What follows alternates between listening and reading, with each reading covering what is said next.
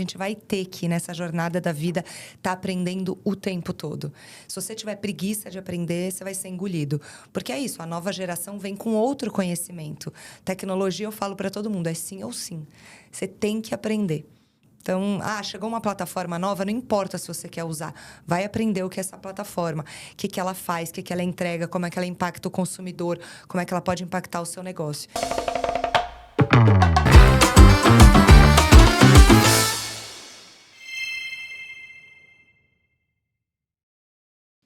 Olá, pessoal! Estamos começando mais um Tecla SAP by Pinterest. E no episódio de hoje, a gente vai ter uma super convidada, mas eu vou fazer minha autodescrição antes de falar quem ela é hoje. Eu sou uma mulher branca de 1,76 m, tenho cabelos longos com algumas luzes. Estou vestindo uma blusa preta com alguns brilhinhos, uma calça risca de giz, sapato preto e um casaco de lã amarelo.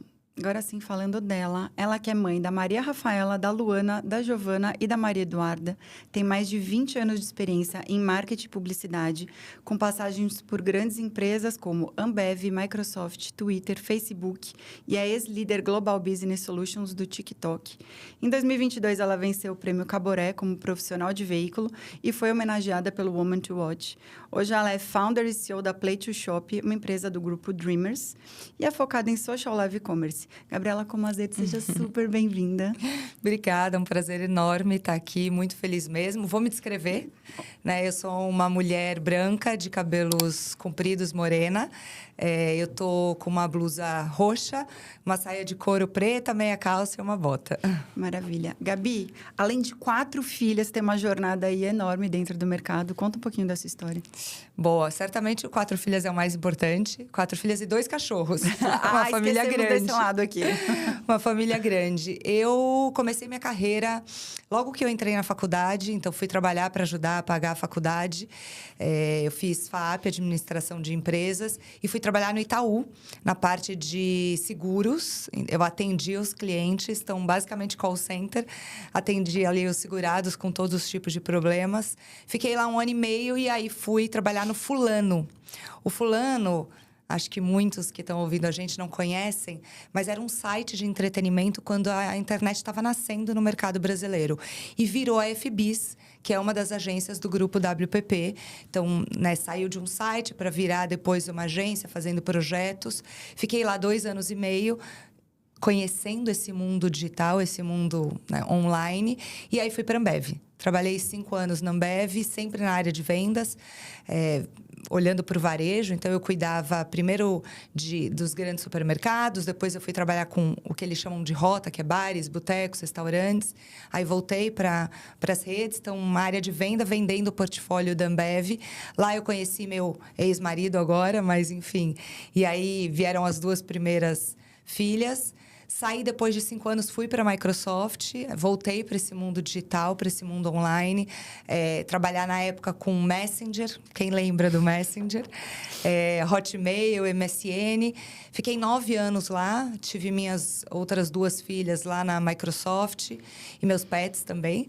E depois de 9 anos fui para o Twitter, assumi uma diretoria de mid-market e também fui fazer o lançamento de SMB para o mercado brasileiro. Depois de 2 anos, fui para o Facebook. Na época era Facebook, hoje Meta. Trabalhei lá 4 anos cuidando do varejo. Alguns setores, mas varejo, educação, viagens. E aí, em 2020, começo da pandemia, março de 2020, eu recebo uma ligação da ByteDance, que é a dona do TikTok, falando, olha, a gente vai abrir a área de negócios do TikTok para o Brasil e queríamos te convidar para liderar essa operação.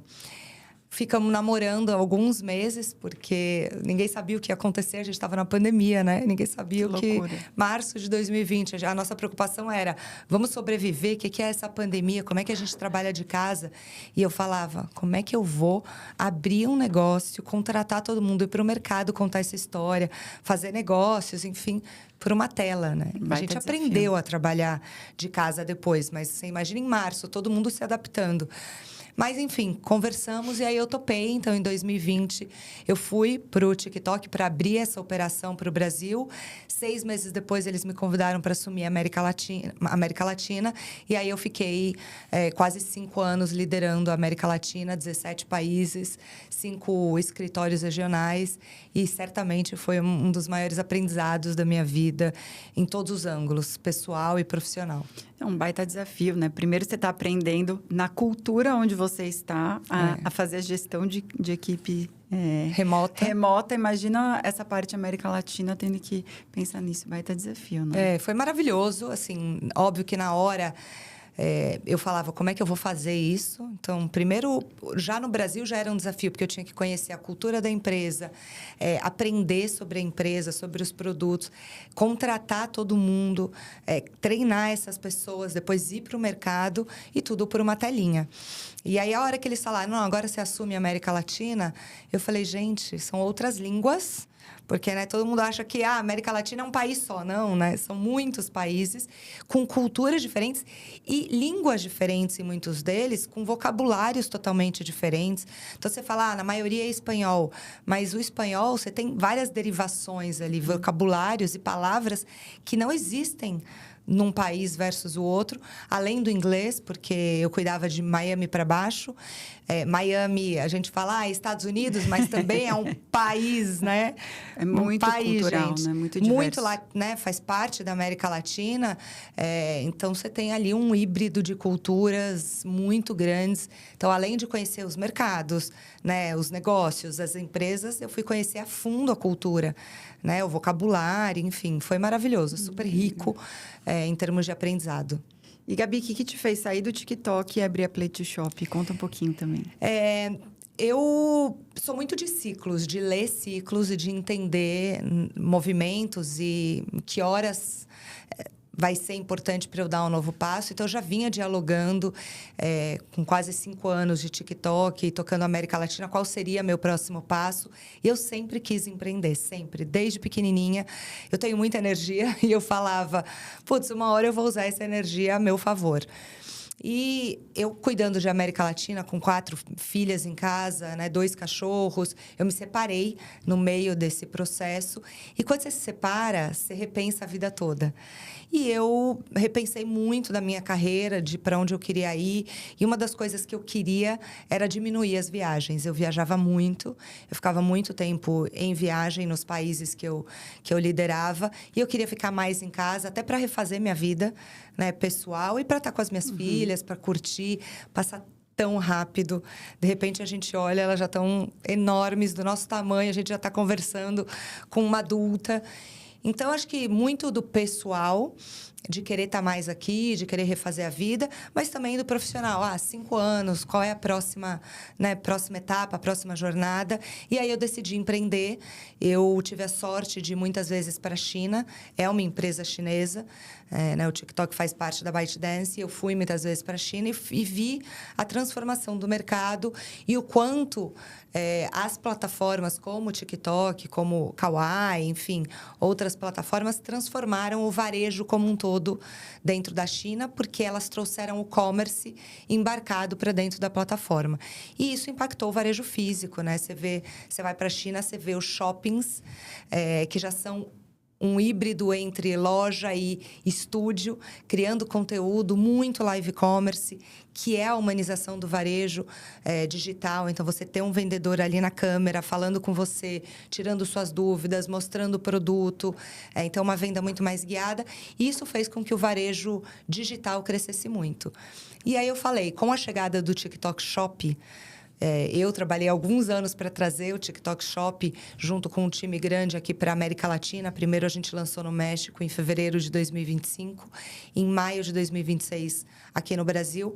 Eu falei, vai vir uma onda muito grande o mercado vai ter que se digitalizar e eu quero fazer parte disso. E aí montei a Play to Shop, que é uma empresa focada em live commerce, trabalha 4 pilares. O primeiro é a transformação do shopping fisicamente. Então, como a gente ajuda qualquer lojista de qualquer tamanho a digitalizar a sua operação e ter um novo canal de vendas online. Muitos desses lojistas nem e-commerce têm. E hoje, nas plataformas como TikTok, Kawaii, você não precisa ter um e-commerce. Você abre a sua loja, digitaliza seu catálogo, né? Faz uma integração de catálogo e começa a vender. Então, a gente trabalha muito com esse pilar, ajudando os lojistas dos shoppings a digitalizarem suas operações. O varejo em si, então, as grandes redes, a transformarem a experiência da loja, também fomentando entretenimento, conteúdo e, principalmente, fomentando descoberta. A indústria, então, como a gente ajuda a indústria a criar novos canais de venda direta para o consumidor dentro dessas plataformas. E o pilar eventos. Então, como é que a gente transforma um evento também num motor de vendas né, para cada um desses eventos, cada uma dessas datas importantes. Então, a gente trabalha dentro desses 4 pilares, ajudando o mercado como um todo a maximizar o potencial dentro dessas plataformas com esses novos canais de negócio. A lógica de compra mudou muito, né? Se for pensar. Você está falando, eu estou me lembrando, em 2024, eu gravei um podcast com o Rodrigo Fará, que era da Shopee. E eles estavam começando a parte de live commerce e abrindo para poucos sellers ainda, algumas coisas assim. E ele falou, você quer ver como é no dia do consumidor? E aí eu fui lá na Shopee, entendi toda a dinâmica, levar a VTube. Eu sei que eles tinham uma projeção para 3 dias de meta de venda. Meio dia eu estava lá, já tinha batido. Então, é um negócio, assim, de como mudou completamente o comportamento e como isso tem mudado, né? Você falou, por exemplo, de estar muito na China e ver esse comportamento, né? Então, é algo que hoje... Você acha que o nosso comportamento está mais China ou mais Estados Unidos? Acho que a gente é um híbrido. A gente tem muita influência, acho que hoje em dia, dos dois países, né, desses 2 mercados. A China é nosso maior parceiro comercial hoje em dia, então tem uma influência muito grande. A gente vê grandes empresas chinesas vindo para cá e tendo muito sucesso, né? Você citou uma. Mas, óbvio, né? A gente é América. Então, a gente tem uma influência muito grande. Acho que o bom do brasileiro é que a gente é um híbrido entre tudo. A gente é um povo que representa todas as culturas. Eu sempre falo, se testar no Brasil e dar certo, dá certo em qualquer outro mercado. Porque o brasileiro é um pouco de todo mundo. A gente é muito flexível, a gente se adapta muito rápido. Essas plataformas realmente chegaram para mexer nessa dinâmica de comportamento. Quando eu falo muito, mas Gabriela, como é que funciona isso? Eu vejo 2 grandes comportamentos de compra. O primeiro é um comportamento intencional. Então, você quer comprar uma TV, você quer comprar um celular, se você já tem uma intenção de compra, você vai entrar num marketplace. Você vai entrar num Meli, Magalu, Shopee, onde for, procurar o produto e comprar. O que essas plataformas estão trazendo é o que a gente chama de discovery commerce, é a compra por descoberta. Eu entro no TikTok, eu não estou lá para comprar, eu estou lá para ver conteúdo, os assuntos que me interessam. Mas, durante a minha navegação, eu vejo um vídeo de alguém vendendo um batom, de alguém vendendo um shampoo, de alguém vendendo um perfume, uma roupa. E eu descubro aquilo e falo, opa, quero. Com a facilidade que essas plataformas hoje estão agilizando muito a jornada de compra. No TikTok, em 2 cliques, você compra. 2 cliques, sem sair da plataforma, sem sair do conteúdo que você está vendo, em 2 cliques você compra. Então, ela é uma jornada muito fácil de compra. Quando você vai para o live, como eu falei, ela é guiada. Então, você tem alguém ali interagindo com você. Então, reduz também muito do medo que as pessoas têm de... será que o produto fica bom em mim? Será que vai servir? Será que a qualidade é mesmo boa? Você pode interagir com o vendedor, o criador de conteúdo que está ali fazendo aquela live. E isso também reduz o medo da população em comprar. Somado as pessoas passam muito tempo nessas plataformas por dia, né? Se pegar um TikTok, estamos falando de 1h30 por dia. Você vai para um Instagram, mais 1 hora por dia. E por aí vai. Então, é muito tempo desse usuário dentro de uma plataforma que favorece essa descoberta e favorece a conversão. Com certeza. E aí, hoje, sua empresa, que dor que ela resolve para essa pessoa que quer entrar nisso? Todas. Basicamente, a gente faz o processo inteiro. Então, vamos pegar uma pequena marca, um pequeno lojista. Muitos deles, como eu falei, não tem e-commerce. A gente abre o perfil dele nas plataformas, que pode ser Shopee, pode ser TikTok, pode ser o Kawaii, enfim. Ajuda a fazer essa integração de catálogo.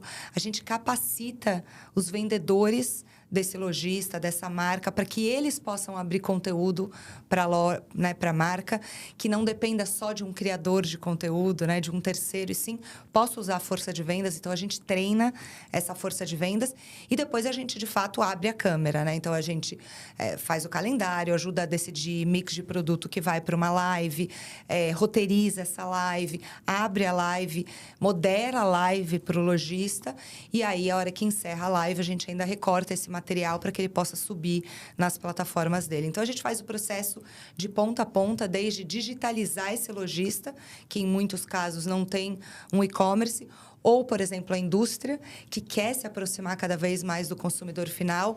A gente tem um case super bacana com o IP. A gente está num trabalho recorrente com o IP. Criamos eles já tinham um TikTok Shop, mas eles faziam ações pontuais.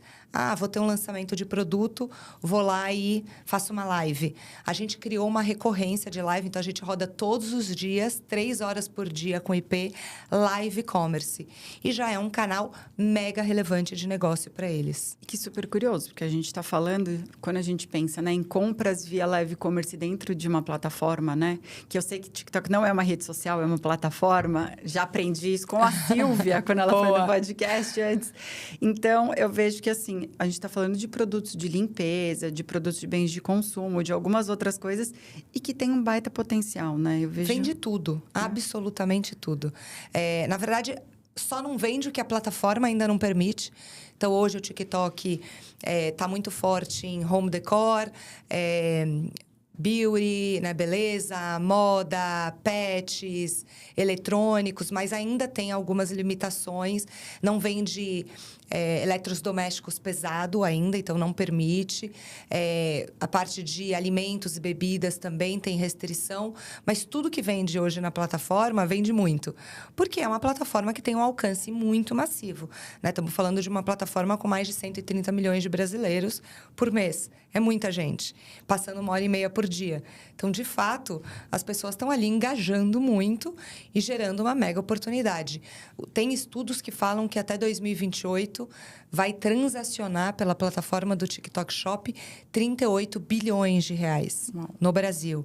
É muita coisa. Isso está num ritmo de expansão absurdo. Ou seja, quem ainda acha que é dancinha, né? Não, vai dançar literalmente. Exatamente, vai dançar rapidamente, porque muita gente está maximizando e aproveitando isso. Gabi, você foi uma das lideranças aí nessa construção, tanto de TikTok para as empresas. Qual foi o maior desafio que você teve aí para entrar nisso? Nas empresas em si? Bom, eu venho de uma geração em que a mulher estava começando com força no mercado de trabalho, né? Então, acho que o primeiro desafio foi vencer essa resistência de ganhar espaço no mercado de trabalho. Eu tenho 27 anos de mercado de trabalho em grandes empresas. Então, tem um desafio de conseguir ganhar o seu espaço, ter voz dentro dessas organizações. Eu tive um privilégio de crescer numa família que sempre me empoderou. Então, ter o meu pai e a minha mãe sempre dizendo para mim que não tinha limite, que eu poderia ser o que eu quisesse. Então, eu cresci muito fortalecida por isso, o que me ajudou muito, né? Porque 27 anos atrás, você tinha bem menos mulher no mercado de trabalho e bem menos mulher em posições de liderança. Mas eu sempre tive isso muito claro e muito fortalecido em mim, que eu realmente poderia tudo que eu quisesse. Acho que isso é muito importante até hoje, né? A gente fortalecer, seja os nossos filhos, sobrinhos, filhos de amigos, enfim, netos, cada um na sua condição, porque esse autoestima, esse empoderamento vai fazer diferença ao longo da trajetória toda. Então, eu tive sempre muito isso. Nunca foi, para mim, um grande desafio ser a única mulher ou ser uma das poucas mulheres, porque eu tinha muito esse empoderamento. Eu jogava futebol quando o futebol era coisa de menino. Eu lutava judô quando era coisa de menino, mas eu também fazia balé, eu sempre fui muito esportista, então eu fazia tudo. Energia, né, que você falou. Energia. Balé, vôlei, basquete, handebol, judô, futebol. E meus pais nunca colocaram isso como isso não ou isso sim. Então, para mim, foi muito natural. Eu diria que foi fundamental, além dessa autoconfiança, né, desse empoderamento que eu tive, acreditar e, óbvio, trabalhar muito, né? Ninguém constrói nada sem trabalhar muito. Eu tenho muito essa conversa com as minhas filhas. Elas... O que você acha? Eu falei, amor, você tem energia, você tem saúde, você é nova, tem que trabalhar mais que a média. Para virar alguém, tem que trabalhar mais que a média. E eu não tive medo também das mudanças ao longo dessa trajetória. Então, eu sou uma pessoa que encara mudança muito bem, assim. Acho que mudança traz muito aprendizado, tira a gente da zona de conforto. Então, eu fui topando as mudanças ao longo da minha vida que me ajudaram. E, óbvio, é tudo através de pessoas. Então, se aliar com boas pessoas, seja para cima, seja para o lado, seja, né, na relação de manager com um funcionário. Eu sempre tive pessoas muito incríveis do meu lado, que me ajudaram muito ao longo da trajetória, seja me puxando, seja me empurrando, seja me dando o braço e indo junto. E isso me ajudou muito nessa construção. E eu sempre quis. Então, desde pequenininha, eu falava, putz, eu quero... A carreira é um pilar muito importante na minha vida, eu quero construir uma carreira de sucesso, eu vou trabalhar para isso. Então, acho que somou vários elementos para que eu construísse. E sorte também, né? Tudo também na vida tem um pouco de sorte, de você estar no lugar certo, na hora certa. Eu fui para o TikTok era uma operação pequenininha, né? Era algo nascendo. No mercado brasileiro, no mundo como todo, tinha a ameaça do Trump, do banimento, isso em 2020. E eu topei o risco. E explodiu. Foi uma plataforma que cresceu e minha carreira também foi muito auxiliada por isso, né? Então, também ter um pouco de sorte ajuda, né? Da gente fazer as escolhas certas ali, mesmo com medo, com um empurrãozinho lá de cima.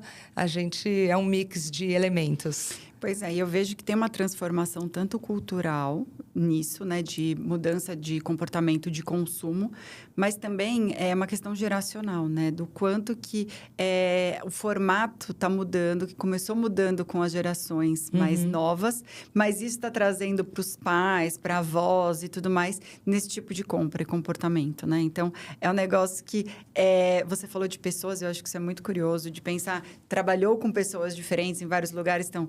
Certamente, quando você estava na Ambev, eram pessoas numa outra geração, e você estava, né? Como mais jovem, chegar no TikTok também é um time que acredito que seja mais jovem também. Sim. Então, como conseguir se adaptar e adaptar a isso, a todos esses comportamentos? Acho que esse é o maior desafio. É o maior desafio e não é fácil. Tem que primeiro ser muito curioso, porque a gente vai ter que, nessa jornada da vida, tá aprendendo o tempo todo. Se você tiver preguiça de aprender, você vai ser engolido. Porque é isso, a nova geração vem com outro conhecimento. As minhas filhas são nativas digitais. Então, elas dialogam com tecnologia muito diferente de mim, que também fiz a carreira toda em tecnologia. Mas é muito mais fácil para elas. Então, acho que a primeira coisa para você conseguir passar, fazer essa transição entre gerações tá aprendendo o tempo todo. Tecnologia, eu falo para todo mundo, é sim ou sim. Você tem que aprender. Então, chegou uma plataforma nova, não importa se você quer usar. Vai aprender o que é essa plataforma, o que ela faz, o que ela entrega, como é que ela impacta o consumidor, como é que ela pode impactar o seu negócio. Então, eu tenho muito essa curiosidade, eu estou sempre fuçando, eu estou sempre estudando. Eu leio muito, muito, até nas minhas redes, principalmente no Instagram, eu falo muito de livros, eu leio o tempo todo e eu estudo o tempo todo. Então, agora eu estou fazendo um curso de finanças, porque dentro de empreender, eu tenho que conhecer tanto quanto o meu CFO. Eu não posso depender só dele. Então, eu estou o tempo todo tentando me reinventar. E eu tenho sorte, né? Porque eu tenho 4 em casa que são, né? Nativas ali, nativas, né? E que elas me ensinam, acho que mais do que eu ensino elas. E me provocam o tempo todo. Seja na forma como elas dialogam com o mundo, como elas reagem a cada uma das coisas. O pensamento, que já é totalmente diferente. Como elas lidam com tecnologia. Então, elas são uma fonte de aprendizado e de provocação muito grande. E isso me abastece muito para estar antenada, para estar aprendendo com elas. Quando eu não sei, eu sento, elas me contam. Acho que para liderar grandes empresas, cada vez mais a gente vai ter, graças a Deus, diversidade em todos os sentidos, até diversidade, né, de idade mesmo. E a gente vai ter que estar aberto a tudo isso, né? E saber lidar com todas essas gerações. Então, em casa, minhas filhas me provocam muito, até na maneira de pensar, porque elas têm um pensamento diferente do nosso. São muito mais abertas, são muito mais flexíveis. Diversidade entrou na nossa vida quando eu devia ter, sei lá, 30 anos. Até então, não existia isso. A gente não falava de diversidade. Então, é óbvio, eu continuo aprendendo. Mas elas já nasceram com isso enraizado. Então, elas trazem provocações e conversas e olhares muito diferentes do meu. Então, isso me enriquece muito. Eu aprendo demais com as minhas filhas. E eu busco aprender com amigos, nas conversas. Eu tenho um amigo, ele até me mandou um livro ontem, o André Djorkovic. A gente trabalhou juntos em 2 empresas, na Microsoft e no Facebook, na Meta. E ele me ensina muito, a gente troca muito. Até na relação homem-mulher, a gente tem várias conversas em como que o homem pensa, como é que ele lida, como é que ele enfrenta essa situação e como a mulher... Porque é isso também, a gente vai ter que... né, aprender e se moldar para estar pronto para um mundo diferente do mundo que eu nasci, né? E que está em transformação e cada vez maior. Agora, com o IA, é uma transformação surreal que está acontecendo e como é que a gente reage a ela. Eu fui estudar, eu fiz um curso de IA, fui aprender a mexer, fui aprender como isso impacta no ângulo pessoal, profissional, como isso impacta em negócios, como isso impacta em ética. A gente tem que estar buscando isso, porque senão a gente é engolido por toda essa transformação. Quantos anos tem suas filhas? Eu tenho a menor, 14, uma de 17, uma de 20 e a mais velha fez 24 semana passada. Pelo menos você tem dentro de casa várias jornadas para já entendendo a questão geracional, né? Que isso é ótimo, né? De entendendo o comportamento em todas elas, de como que funciona, como que pensa em mentalidade, né? Por mais que você traga uma coisa, você entende das amigas também que estão no entorno, né? Isso ajuda muito. Quando a gente pensa em IA, uma coisa que a gente estava no Web Summit, que a gente estava falando agora há pouco, é assustador, né? Assustador. Pensar em tudo em relação a como vai moldar absolutamente tudo. Ontem eu estava estudando com meu filho, eu joguei as fotos do livro dele no Mia e pedi para fazer um simulado. E aí me passa as respostas. Então, assim, a forma como minha mãe estudava comigo e como eu estudo com o meu de 8, que não dá ainda para falar estuda sozinho, né? Então, tem algumas coisas... Vai ler o conteúdo, depois eu vou. Mas como facilita em algumas coisas e como assusta em relação a algumas outras. O que você vê nos mais de 20 anos aí que você tem de carreira, o que não mudou no marketing desde então? Eu acho que o que não mudou como um todo é a relação humana. Ela vai continuar existindo, olho no olho. Nada substitui isso aqui, né? O olho no olho, o quanto a gente constrói junto e o quanto confiança é fundamental em todas as relações, seja pessoal, seja profissional. Acho que a IA, ela tem, como tudo na vida, o lado muito positivo e o lado mais desafiador. Acho que ela vai trazer muito mais inteligência, rapidez, muito mais informação. A gente tem que saber usar. Para os mais novos é um desafio, porque eles não podem substituir o pensamento deles pelo pensamento da IA. Então, você não pode começar a usar para responder tudo e parar de pensar, né? Então, tem um desafio aí para os jovens de usar isso como uma ferramenta, mas não como substituição de como você pensa, né? De como você constrói o seu raciocínio. Mas ela vai trazer velocidade, ela vai trazer... É impressionante. Eu uso para tudo. Desde um exame que eu subo e ela me dá, com precisão o que está acontecendo. Eu uso como terapia.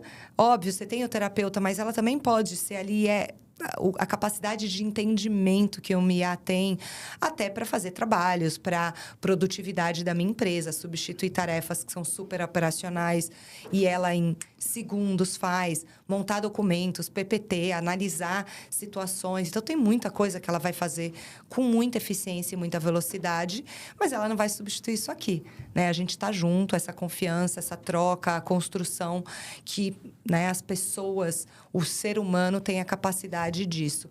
Então, vamos ter que equilibrar bem. Acho que ninguém sabe para onde vai. Está começando, só está começando. Assusta, mas tudo que é novo assusta. Né? A gente já passou por muitas transformações. Se a gente olhar o ser humano, né, do século passado para cá, olha quanta transformação a gente viveu e vive. E em todas elas a gente teve medo. A gente falou, meu Deus, isso vai acabar com a ABCD, isso vai transformar a ABCD. Acho que a gente é tudo achômetro ainda.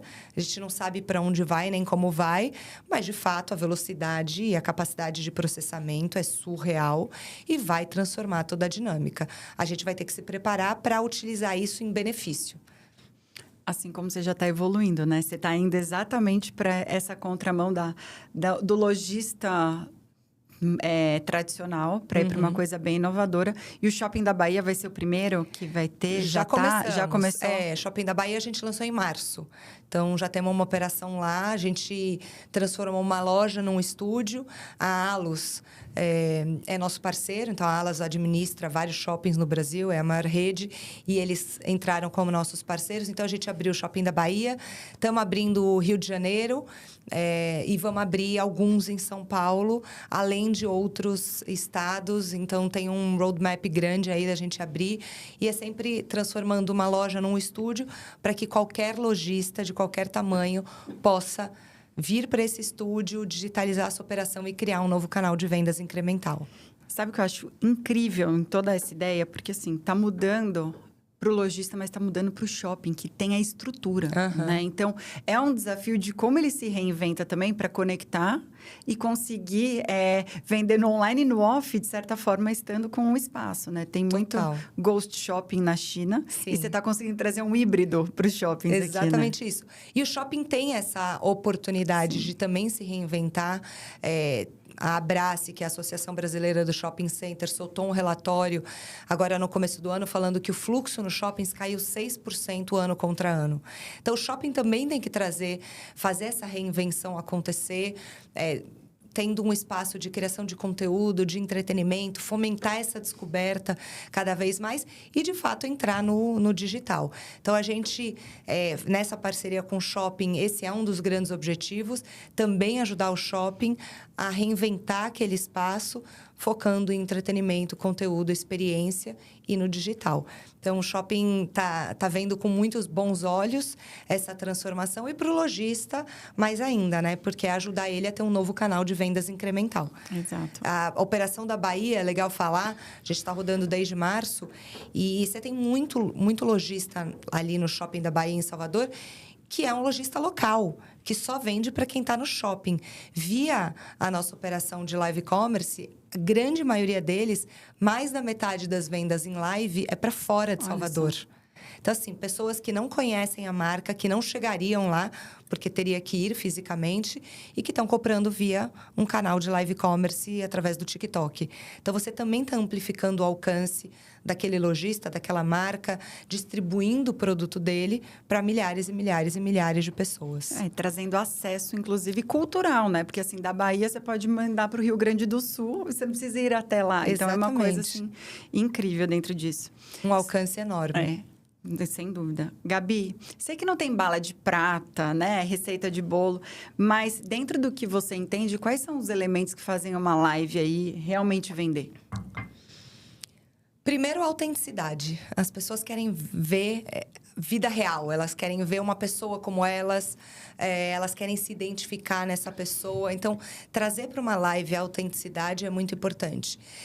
Depois, eu sempre falo que recorrência, frequência, consistência é fundamental. Então, para live commerce, virar um canal de vendas importante para a sua empresa, é muito importante que você esteja fazendo isso recorrentemente. Quando você abre uma loja fisicamente, você não abre ela segunda, fecha terça, quarta, quinta, abre sexta, fecha sábado, abre domingo. Abriu a loja, abriu. Você abre todos os dias.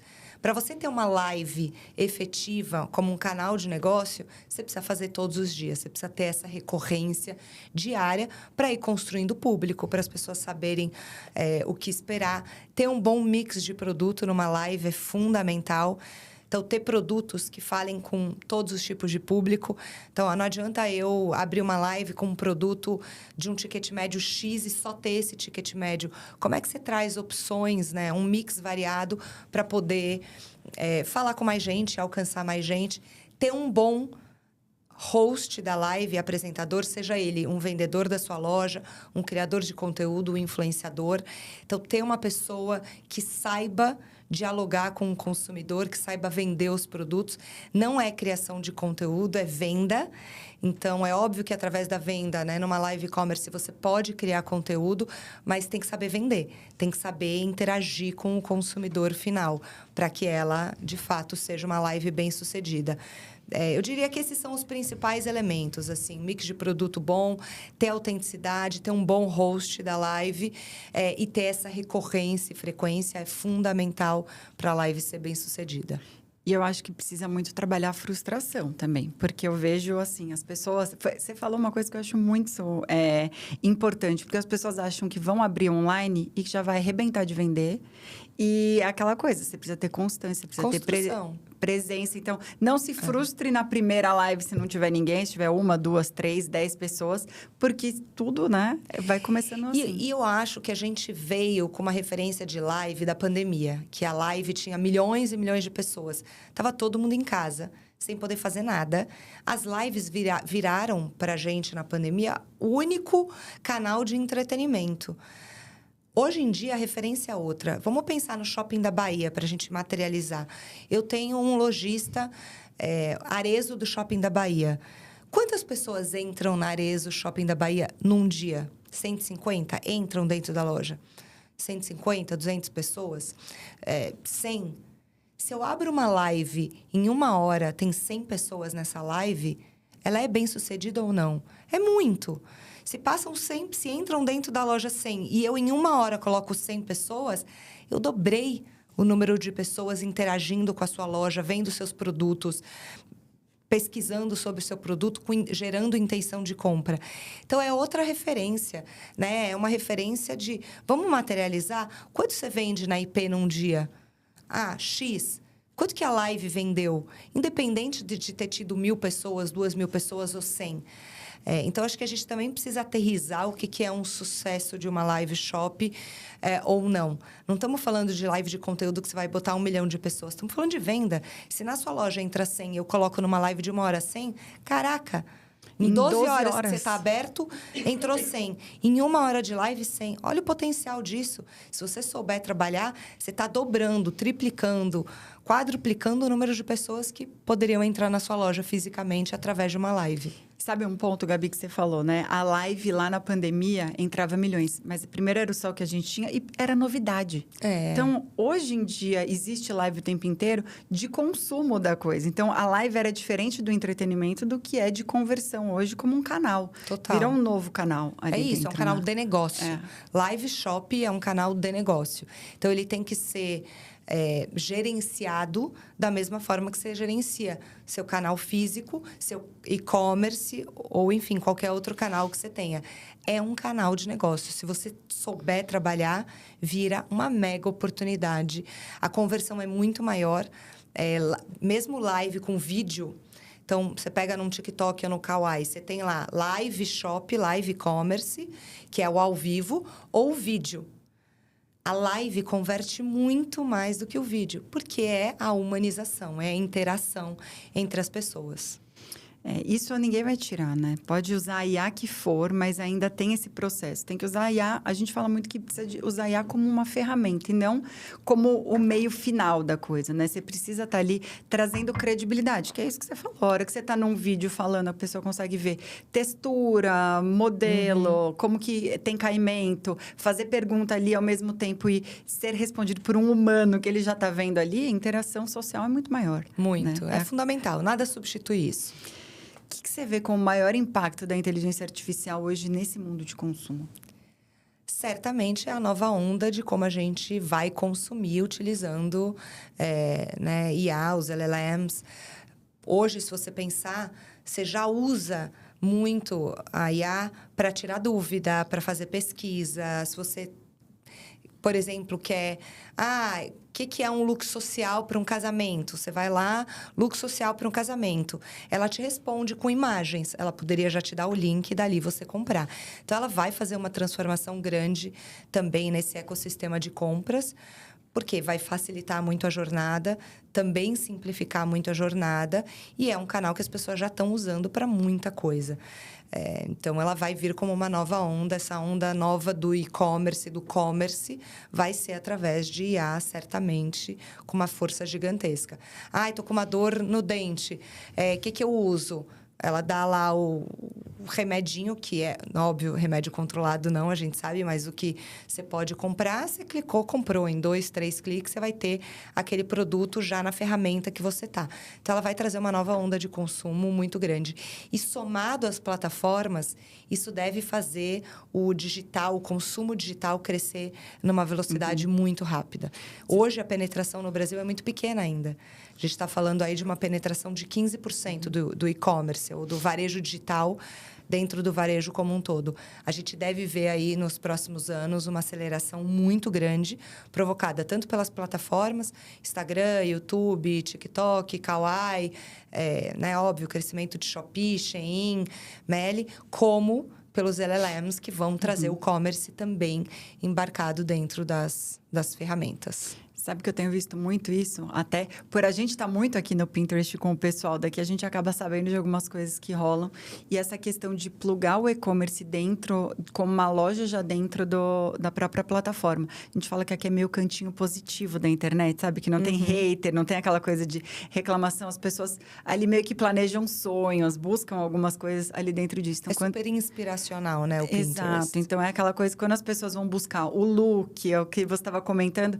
A hora que você clica ali, já tem a loja ali dentro. Então, isso funciona de uma forma também que é a inspiração. É exatamente isso que eu queria. Então, assim, onde eu compro, onde traz. Então, isso é algo que eu tenho visto também, até com o Pinterest Trends, né? Que eles soltam no fim do ano com todas essas tendências e tudo. Então, estando aqui, a gente vai vendo toda essa evolução o quanto do que facilita, trazendo. né? Exatamente. Estou aqui buscando inspiração no Pinterest. Estou vendo, enfim, quero decoração. Estou montando minha casa, vou no Pinterest para me inspirar e montar os ambientes que eu quero.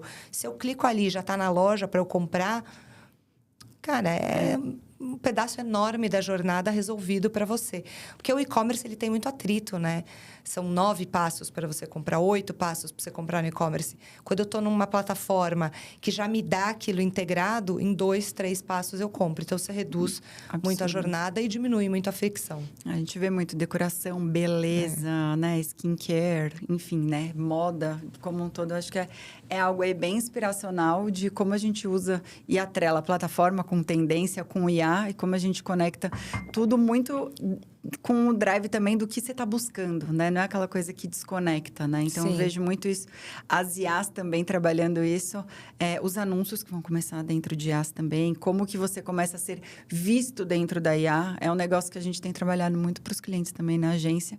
De pensar não só em SEO, no marketing de conteúdo, mas de EO, EIO. Então, assim, como vai trazendo outras formas de já ser recomendado, de ser visto ali dentro de conteúdo, né? É uma transformação, né? Estamos só no comecinho. E a gente fala isso muito porque a IA ela vai mudar a forma como as pessoas compram e como descobrem, né? Dentro disso. Então, o que você tem visto dentro dos seus estudos, Gabi, de IAs e tudo mais? Como que tem esse perfil de consumidor, de compra? Acho que compra vai começar, né? E já tem alguns mercados. Acho que pra gente aqui ainda estamos no comecinho da jornada, mas eu vejo muito isso como né? A busca está se transformando, né? A forma como a gente buscava hoje está se transformando para IA ganhando muito espaço e muita robustez. Muita gente já usando como principal ferramenta. Eu tenho qualquer dúvida, eu quero saber qualquer coisa, eu entro na IA e pergunto para ela. Então, acho que também a forma como a gente buscava está mudando muito. E o resultado dessa busca também é o que vai trazer essa nova onda de e-commerce, essa nova onda dessa integração do varejo dentro das plataformas. Acho que esse vai ser o primeiro passo. O segundo, o terceiro, e aí a evolução, a gente vai acompanhar muito com os robôs, né? A IA é um robozinho ali, mas com a materialização disso, com os... Tem muita discussão de para onde vai e muitos possíveis caminhos. Eu acho que o que está mais perto da gente é esse resultado de busca já vir com os links, com os canais, com as plataformas integrados para você comprar direto de um ChatGPT, de um Gemini, de um Claude, do que quer que seja, em um cliquezinho ali. Então, busquei, ele me responde já com o produto e eu, em 2 cliques, estou com esse produto comprado. Então, acho que esse é o que vem mais próximo da gente. Acho que ele é mais intencional do que descoberta, porque quando você entra no ChatGPT, você entra já com uma intenção de procurar alguma coisa. Acho que ele vai coexistir muito forte com o Pinterest, com o TikTok, com o Kawaii, com o Instagram, que são as plataformas de descoberta ou com muito foco em conteúdo. Então, acho que essas dois caminhos vão ser os grandes drivers de crescimento do varejo digital como um todo e da digitalização das pessoas. E o desafio do marketing de como trabalhar isso junto a plataformas, né? Profissional Total. de marketing do futuro, você entende que ele precisa entender mais de algoritmo ou mais de comportamento humano? Não é um ou outro, é de tudo, gente. Um e outro. Um e outro. Certamente, eu falo muito isso. Toda vez que eu estou fazendo palestra, eu falo, gente, é um e outro. Nada mais é um ou outro. Vai ser tudo e. Você tem que entender de comportamento humano, até porque você vai... O profissional de marketing, o objetivo é chegar no humano, é criar conexão com o humano, é vender para o humano, é criar os laços. Então, o comportamento humano é fundamental, mas muito disso vai ser feito pelos algoritmos. Então, ele vai ter que entender dos algoritmos, como eles funcionam, como eles entregam melhor, como é que você cria essa conexão profunda usando os algoritmos, mas humanizando a relação. Então, é um e outro, certamente, não tem uma escolha.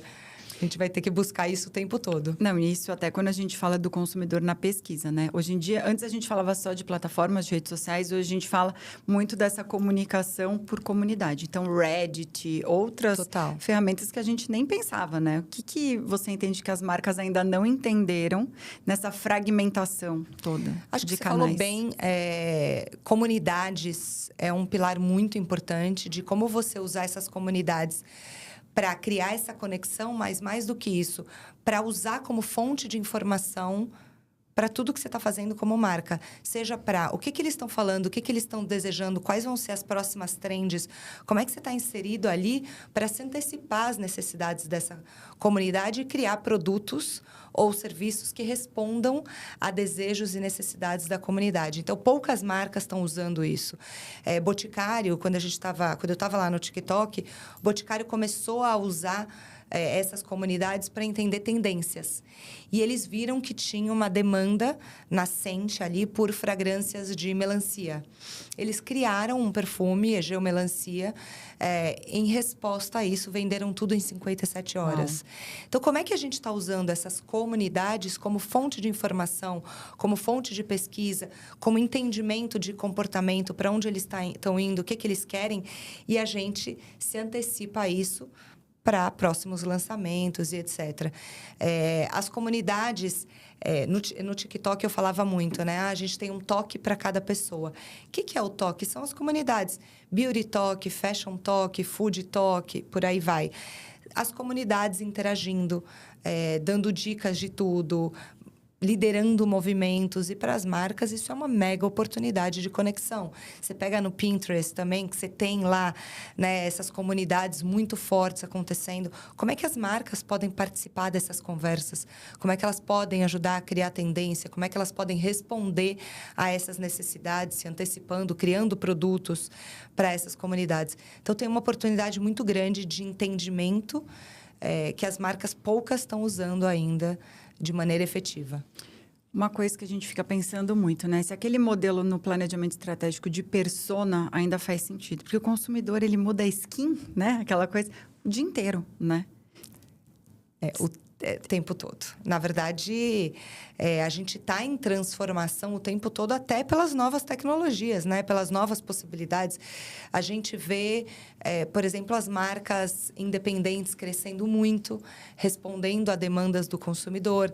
Você vê agora marcas coreanas crescendo muito, sem nem ter operação aqui e chegando nos consumidores, porque criaram essa conexão, souberam trazer conteúdo, trazer, enfim, mecanismos que cria essa profundidade, esses laços, e estão vendendo sem nem ter operação física aqui. Então, o consumidor está em transformação porque ele está recebendo de todos os meios possíveis o tempo todo, né? Se a gente olhar para 30 anos atrás, a gente tinha uma TV que ficava na sala de casa. Todo mundo recebia a mesma informação.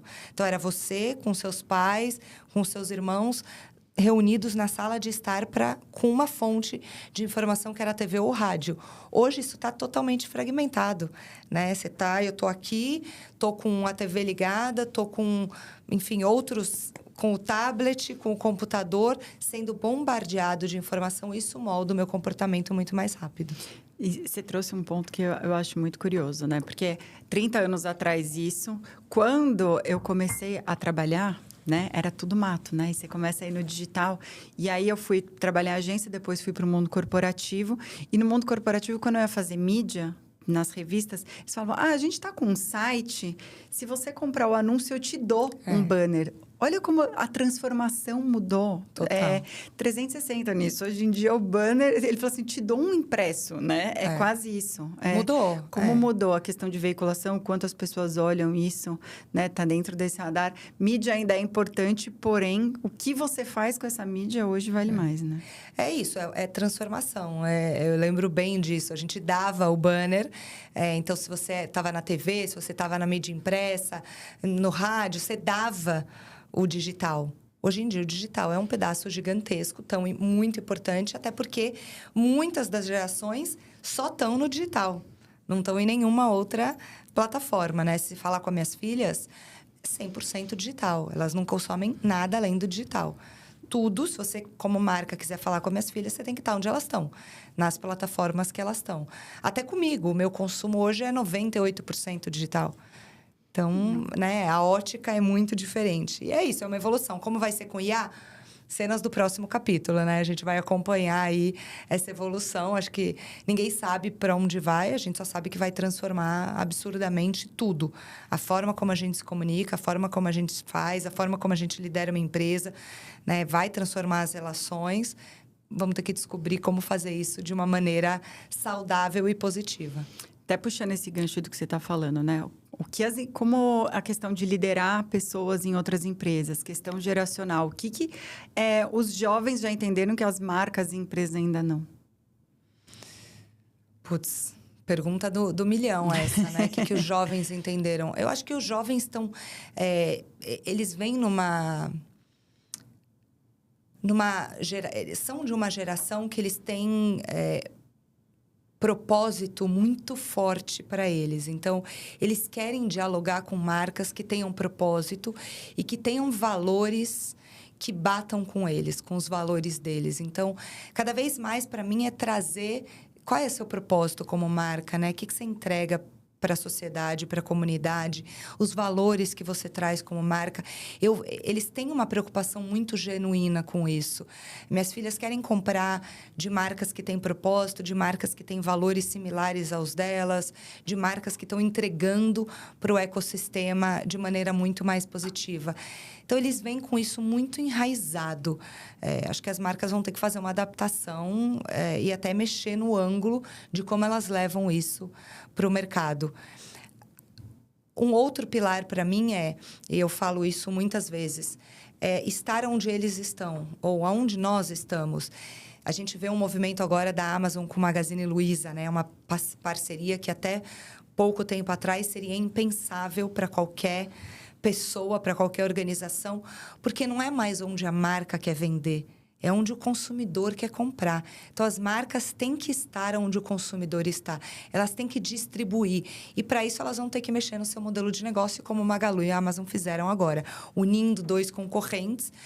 Na China, isso já acontece muito. Na China, tem uma palavra que é quase um mantra lá, que é competição. A gente compete e colabora ao mesmo tempo. Então, você vê as marcas para poder entregar para o consumidor final. A competição é algo muito nativo na China. E até agora, no Brasil, não era. A gente só compete. Magalu e Amazon estão fazendo um movimento muito importante de competição. A gente compete, sim, mas a gente também colabora para fomentar o mercado como um todo. E eu acho que isso é também algo que as marcas ainda não entendem como realidade. Elas ainda querem vender no canal que é melhor para elas e não é mais sobre isso. Se eu tenho um canal que em 2 cliques entrego o produto para o meu consumidor, por que eu estou preso ao meu e-commerce, eu estou preso ao meu modelo de negócios antigo? Eu tenho que estar onde o consumidor está. Achei incrível você trazer essa questão. Primeiro, porque é uma tendência de algo assim transformador de mercado, de entendimento. Amei essa palavra que eu não conhecia, competição. Eu acho demais, porque até no marketing a gente faz muito isso com parceiros, né? Como a gente chama, eu acho que faz todo sentido, traz sinergia, né? Muda o modelo, exatamente porque o consumidor mudou muito. E a experiência para ele é o que vale na jornada. Então, para ele vai comprar de uma forma que seja sem ruído, mais sinérgico, que funcione para ele. E aí, quando você traz esse ponto, eu vejo assim, não ter tração, onde tem tração ali, não tem ruído dentro da jornada, é onde ele vai comprar, seja num ponto ou no outro, mas como a gente se colabora, né? É isso. E isso vai transformar o mercado, porque a gente deixa de só olhar para o vizinho do lado como competidor e passa a olhar para ele como possível colaborador, possível construção em conjunto para maximizar as oportunidades de negócio, tanto para você quanto para ele. Então, o movimento, para mim, de Magalu com Amazon é muito forte, porque dita algo que vai transformar o nosso ecossistema. Gabi, tem alguma outra tendência, além dessa que eu achei que é uma baita genial que você trouxe, que o mercado brasileiro ainda não está olhando? Acho que a gente falou de algumas, né? Transformação do varejo digital como um todo, a transformação de comportamento, a chegada de IA, essa questão de estar onde o consumidor está e não mais querer vender através do seu canal só proprietário. Então, como é que você chega com mais eficiência no consumidor? O mercado está numa transformação gigantesca. A gente está em 2026, tecnologia impulsionando tudo isso. Então, tem muita coisa para acontecer, que acho que a gente ainda nem sabe, mas já está ali, já está sendo estudado, trabalhado e que logo vai chegar para cá. Mas eu diria que essas que a gente falou são as principais. Maravilha. Gabi, chega um momento aqui que eu te dou o ícone do nosso podcast, que é o nosso megafone, para você deixar a sua mensagem para o mundo. Opa! A gente só não liga para não estourar os tímpanos, é mais para a gente fazer aquele corte legal. Tá bom. E vou pedir para você depois assinar para deixar aqui, ó, no nosso hall de pessoas. Fechado. Eu vou fazer 2, tá? Eba, Posso? 2. 2. Eu vou primeiro um mantra que eu uso, que eu falo que tem que falar aqui na frente, isso. assim, que eu sempre digo que a gente tem tempo para tudo. Então, eu uso esse mantra que é: tudo mudou no dia que eu descobri que eu tenho tempo, sim, para tudo que é relevante para mim. Então, as pessoas... É muito mais fácil a desculpa de... eu não consigo, eu não tenho tempo. A gente tem tempo para tudo que é relevante. Então, a gente vai ter tempo para estar com a família, com os filhos, com os amigos, para estudar, para malhar, para trabalhar. Porque tudo que é relevante, a gente acha tempo. Eu recebo muito essa pergunta: e como você dá conta de tudo? Então, eu uso esse mantra: a gente tem tempo, sim, para tudo que é relevante para a gente. A gente só não tem tempo quando não é relevante. E o segundo, que eu falo muito como mulher e com 4 filhas em casa, infelizmente, o mal da mulher ainda é a mulher. A mulher compete, a mulher faz fofoca, a mulher fala mal. A gente precisa se unir mais. Quando a mulher entender que juntas a gente vai muito mais rápido e muito mais longe, a gente muda o mundo, muda a sociedade que a gente está. Infelizmente, o mal da mulher ainda é a mulher. Os homens são muito mais solidários, os homens se ajudam muito mais do que a gente se ajuda. A gente precisa, em 2026, de fato, trabalhar muito mais essa união para que a gente acelere toda a transformação do nosso mercado. Amei. Vou pedir para você assinar aqui. Boa. Enquanto a Gabi assina, não esqueçam de ativar os sininhos onde quer que vocês estejam nos vendo, nos ouvindo. Spotify, YouTube e outras plataformas aí também. E seguir aí nossos canais oficiais no @teclasap podcast, em todos os canais, mídias e plataformas. Gabi, como encontram você e Play Shop? Eu tô em todas as plataformas. Gabi Comazeto com 2 Zs de zebra e 2 T de tatu. E Play to Shop, Play 2 Shop também em todas as plataformas, estamos lá. Maravilha, Gabi. Obrigada. Amei muito nosso papo. Obrigada aí. Sei da sua rotina, da sua jornada de empreender, que também não tá Para todos nós, não é fácil para ninguém. Mas acha tempo, né? Porque a gente quer. Tempo. Entendi que a gente acha tempo. É isso. Obrigada pelo convite. Obrigada. Um prazer. Obrigada a todos. E esse foi mais um Tecla Sabe Podcast. Toda semana um novo episódio por aqui. Não esqueça de seguir os canais aí do Pinterest, no Pinterest Brasil e Pinterest BR, dos nossos canais da nossa agência, @Cubo Comunicação ou Comunicação Cubo. E se quiser saber um pouquinho mais, além da Cubo, além do podcast, sobre os meus canais oficiais e o que eu posto e acabo publicando por lá, no @CaruFernandes também em todas as plataformas. Vou pedir para deixarem o QR Code aqui na tela para já levar para o meu livro. Então, se você quiser levar esse livro para você entender um pouquinho mais da Tecla SAP do Marketês, fica aí para vocês. Então, obrigada. Até o próximo episódio.